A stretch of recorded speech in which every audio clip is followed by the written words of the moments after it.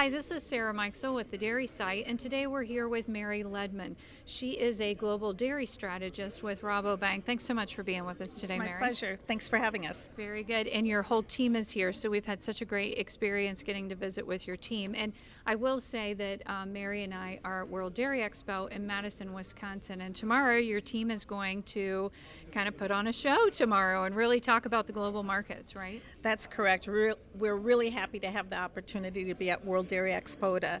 It's just really fitting how the global dairy industry is coming into Madison, Wisconsin this week, and we're just really happy to be a part of that. Very good. Well, and today we're going to talk a little bit about the global dairy sector and some of the industry drivers. I'm going to let you tell us all the magic in your brain here. Well, longevity does have some advantages here. So, my first entree to the global dairy industry was with the FFA program in 1984, going and working on a dairy farm in Germany. So it's kind of very fulfilling for me to come back here. Grew up just south of Madison and be back kind of home here at World Dairy Expo with my global team. I don't know that everybody really understands the role that the U.S. plays in the global dairy markets, and my team here tomorrow will explain the role that Oceania, New Zealand, Australia,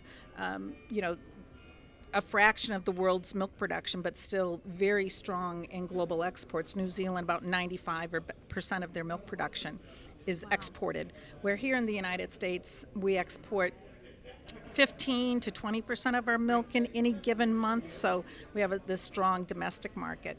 But when we look at the global market, what we call the Big Seven, we've got New Zealand and Australia, Oceania, 30% of global dairy trade, Europe, the 27 countries plus the UK, also 30% of global dairy trade. U.S. at about 15%. So just those three regions, we're at 75.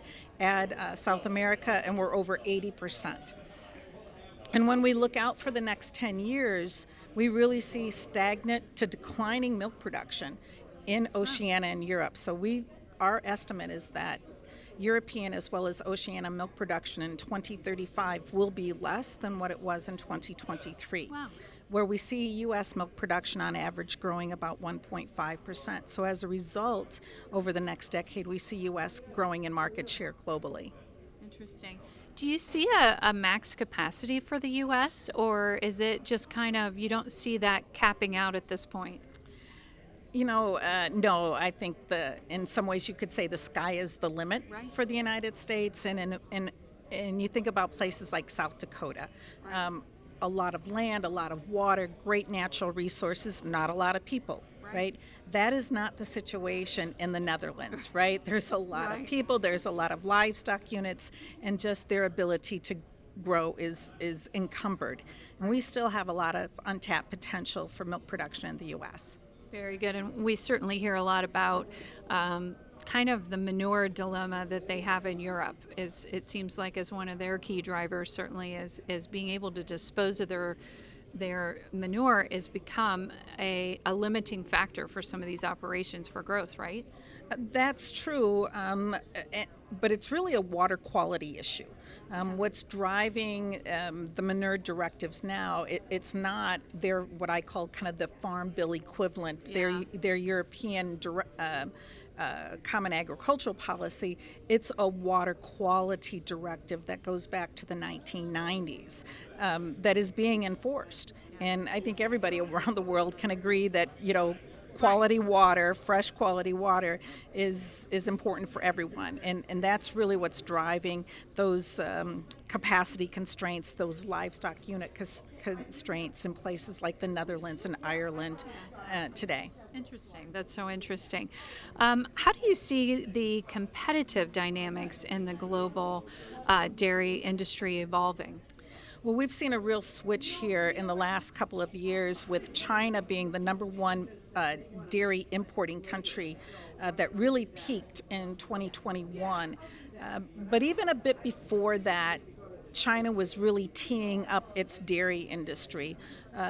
They're kind of equivalent of the Farm Bill back in about 2018-19. The Chinese government made the the goal back in 2018-19 to increase their milk production by about 11 million metric tons. Converting that into billion pounds of milk, it's about 25 billion pounds of milk. It was basically the equivalent. It is basically the equivalent of the annual milk production from Idaho and Washington State together. Wow. And they increased by that magnitude from about 30 million metric tons to over 40 million metric tons in that 5-year period, wow. right? And so they went from about 70% self-sufficiency to about 85% self-sufficiency.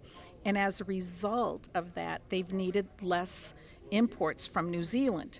But remember, I said New Zealand exports 95% of their production. So New Zealand has had to pivot and perhaps make less whole milk powder, which they were exporting to China. They make more skim milk powder and butter, and that skim milk powder competes against skim milk powder being produced in Europe as well as in the United States. So what has happened in China has had a domino or ripple effect as they've become more self-sufficient.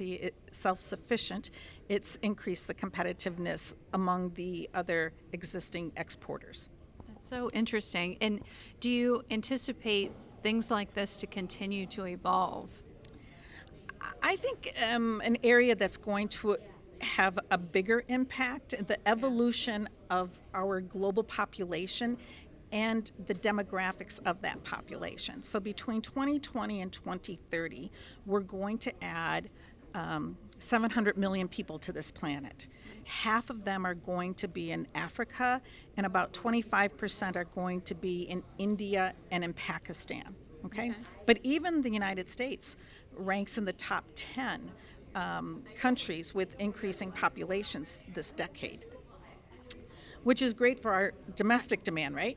But when we look at China, who has been the number one dairy importer, and the last decade we focused on their infant formula market, but between 2020 and 2030, the number of Chinese people under the age of 20 declines by 60 million people. Oh my. Okay?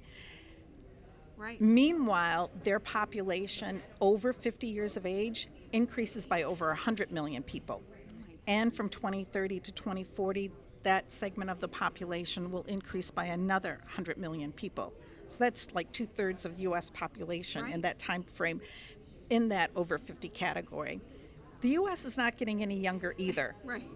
And so I see the real opportunity for the dairy industry. It's a nutrient-dense product. And I just think with the aging population, I know even with my own parents having meal replacements, being really protein-driven, dairy it impacts their diet. And I just see that being a great opportunity for our global dairy industry, not just the U.S., but globally as the consumer is aging. The dairy industry has a great opportunity to produce new products for that market. That's so interesting. Lots of fun stuff to talk about. I could talk all day with you, Mary. This is exciting stuff. So very good. Well, thank you again for all the information. This is awesome. Great. We appreciate the opportunity. Yeah. This is Sarah Mikesell with the Dairy Site.